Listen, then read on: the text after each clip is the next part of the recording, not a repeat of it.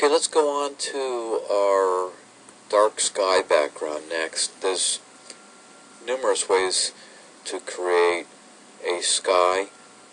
Some people make a huge sphere around the scene and invert the normals and turn off shadow casting or receiving shadows on that. It's a little unwieldy. It's great for some situations. I think for our scene, we can simply work with the environment map and we'll be fine. Let me show you how to go about doing that.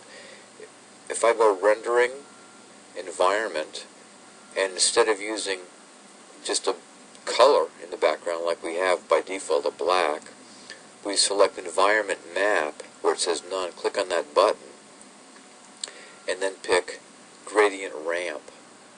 Gradient and gradient ramp are very similar. I think gradient ramp is nice and easy to work with.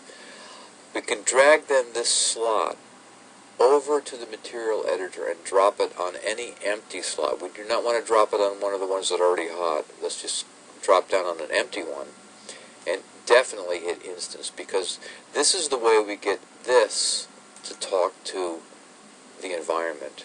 So that is now hooked into this. You can see that it's actually hot. And if I close that and hit a render, I'm going to see, okay, that's what I should expect to see. It's going from black to white, which isn't taking advantage of what I want to see, which is some white at the bottom or some light color indicating some sun coming up to a darker.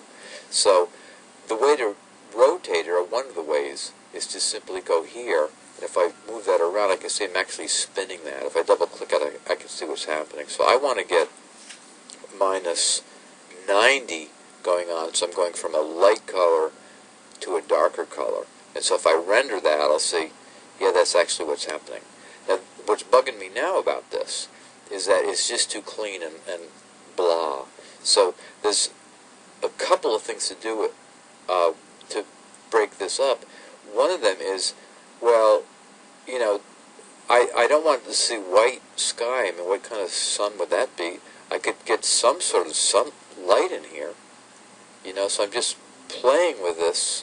You know, there's no rules, and this is where you can sort of go crazy with this, is you can make, you know, this sort of a purpley, crazy, weird color. I kind of like, I'm a little bit more conservative with the color in the sky, so I'm just getting a little bit of warmth in here bit by bit, and this mid-tone, I can say, well, you know, I want some sort of a, you know, a little bit of a warmth to it, and even the so-called blacks I can bring in, you know, something. I don't want to get very colorful with this, and so as I play with these colors, these are called tags or tabs depending on what program you're in, and you can just double click on them and change them. If you click anywhere, you know, on this ramp, then you can get other ones. So I can pull in more dark.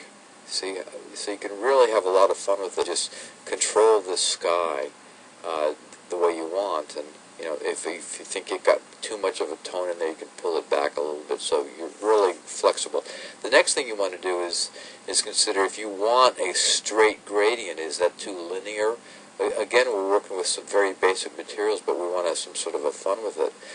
I'm looking at what's called noise here. Now, don't be confused, because there's a noise rollout here, but we're working with just the gradient noise, and I have no noise set, but if I bring this up a little bit, say 0.1, if I double click on this, I can see immediately without rendering that I'm adding noise to it. Okay, and so I did get some noise in the scene, but it's awfully fake and puffy looking. I actually what I need to do is bring up the size of it so it doesn't look so grainy. Okay, so just pulling up that size there, you know, to about 2.5 or so. There's no set number, and then I'm going to render it again. It's getting a little bit better, and then let's fill around with some of the other options. What about changing it to fractal? So it looks a little bit more cloud-like. Okay, so there's a lot of options to play around with here. I'm thinking maybe that break here from dark to light. See how the change is very stark there? I'm going to remove a flag, and to do that, right click and delete.